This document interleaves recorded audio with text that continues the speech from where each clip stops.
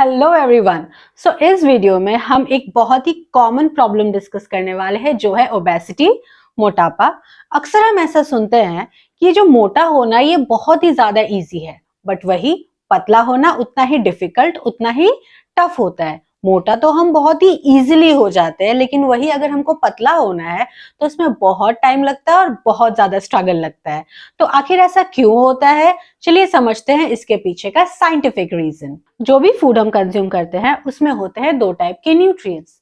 First होता है macronutrient और दूसरा होता है माइक्रोन्यूट्रिएंट। मैक्रोन्यूट्रिएंट हमारे बॉडी को एनर्जी प्रोवाइड करता है to do our daily activities, और वही माइक्रोन्यूट्रिएंट हमें एनर्जी तो नहीं प्रोवाइड करता, बट हाँ इसकी कमी से, इसकी डेफिशिएंसी से हमें कुछ बीमारियां हो सकती, जैसे कि विटामिन ए की डेफिशिएंसी से हमको होता है नाइट ब्लाइंडनेस, विटामिन बी के डेफिशिएंसी से होते हैं न्यूरोलॉजिकल इश्यूज, विटामिन सी के डेफिशिएंसी से होता है स्कर्वी, विटामिन डी के डेफिशिएंसी से होते हैं बोन इश्यूज और टीथ इश्यूज। और हाँ, मिनरल की कमी से भी हम लोगों को बहुत सारी बीमारियां होती है, जैसे कि एनीमिया, बोन इश्यूज। अगर मिनरल्स की कमी हो जाए बॉडी में तो चलने में बहुत ही ज्यादा प्रॉब्लम हो जाता है, लोग स्टेयर्स नहीं चढ़ पाते, और अगर थोड़ा ज्यादा वॉक कर ले तो उनको सांस नहीं आती। तो दिस काइंड ऑफ इश्यूज, ऐसे प्रॉब्लम्स होते हैं अगर हमारे बॉडी में विटामिन और मिनरल्स की कमी हो जाती है। अब समझते हैं source of macronutrient. Okay, so macronutrient के अंदर आता है कार्बोहाइड्रेट्स, प्रोटीन्स और फैट। तो कार्बोहाइड्रेट का सोर्स है नॉर्मली हम जो राइस कंज्यूम करते हैं, या रोटी या आलू, ये सब है सोर्स ऑफ कार्बोहाइड्रेट्स। प्रोटीन हमें मिलता है ग्रीन वेजिटेबल से, फिश से और एग से।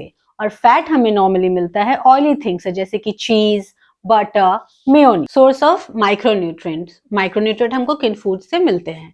तो माइक्रोन्यूट्रिएंट नॉर्मली हमको मिलता है फ्रूट से, वेजिटेबल से, जैसे कि ले लो cashews, dark green leafy vegetables, spinach, nuts, peanuts, ये सारे हैं सोर्स ऑफ माइक्रोन्यूट्रिएंट। तो हमने ये तो समझ लिया कि हमारे बॉडी को जो भी एक्टिविटी करने के लिए जो भी एनर्जी चाहिए होता है वो हमें कौन प्रोवाइड करता है? वो हमें मैक्रोन्यूट्रिएंट प्रोवाइड करता है। मैक्रोन्यूट्रिएंट में भी जो सबसे पहला एनर्जी रिक्वायरमेंट फुलफिल करता है वो है कार्बोहाइड्रेट, उसके बाद सेकंड में आता है प्रोटीन, और सबसे लास्ट में फैट्स। तो खाना तो हम डेली खाते हैं, सो जो भी फूड हम कंज्यूम करते हैं उससे हमारे बॉडी को ऑब्वियसली कार्बोहाइड्रेट, प्रोटीन और फैट ये हमेशा हमको मिलते रहता है। और जो भी एक्टिविटीज हम डेली करते हैं उसको करने के लिए जो भी एनर्जी का रिक्वायरमेंट होता है वो बेसिकली हमारे बॉडी में जो कार्बोहाइड्रेट्स है और जो प्रोटीन है वो उसको रिक्वायरमेंट को फुलफिल कर देता है। तो वो जो फैट है, फैट तक पहुंच ही नहीं पाता कि वो फैट से एनर्जी ले पाए। ऐसे में क्या होता है, हमारे बॉडी में फैट डिपॉजिट होते जाता है, डिपॉजिट होते जाता है और हम मोटे हो जाते हैं। इसीलिए अगर पतला होना है तो बॉडी में जो फैट है उसको बर्न करना ही पड़ेगा। तो अगर बॉडी के फैट्स को बर्न करना है मतलब फैट से एनर्जी रिलीज करवाना पड़ेगा, जिससे हम अपना डेली एक्टिविटी कर पाए। और इसीलिए हमें क्या करना होगा, हमें जो है हमारे खाने में जो कार्बोहाइड्रेट है उसका कंजम्पशन एक लिमिट में करना पड़ेगा। मैंने बहुत सारे लोगों को ये भी कहते हुए सुना है कि वो कंटिन्यू एक्सरसाइज तो करते हैं बट फिर भी उनका वेट कम नहीं होता। और फिर कुछ लोग ये भी बोलते हैं कि वो अगर एक हफ्ते खाना ना खाए तो बॉडी पे कोई फर्क नहीं पड़ता, लेकिन अगर वही उन्होंने थोड़ा सा खा लिया तो उनको उनके बॉडी पे तुरंत असर दिखने लगता है। तो अगर आपको पतला होना है तो सिर्फ एक्सरसाइज से नहीं होगा, एक्सरसाइज के साथ हमें एक अच्छा डाइट भी मेंटेन करना होगा। और डाइट में हमें अपना जो कार्बोहाइड्रेट का कंजम्पशन है उसको थोड़ा कम करना पड़ेगा, सो दैट हमारे बॉडी को जो भी एनर्जी चाहिए, जो भी एक्टिविटीज के लिए एनर्जी चाहिए, वो कार्ब्स तो देगा ही बट वो कार्ब्स फुलफिल नहीं कर पाएगा। तो एट लास्ट वो एनर्जी कौन फुलफिल करेगा?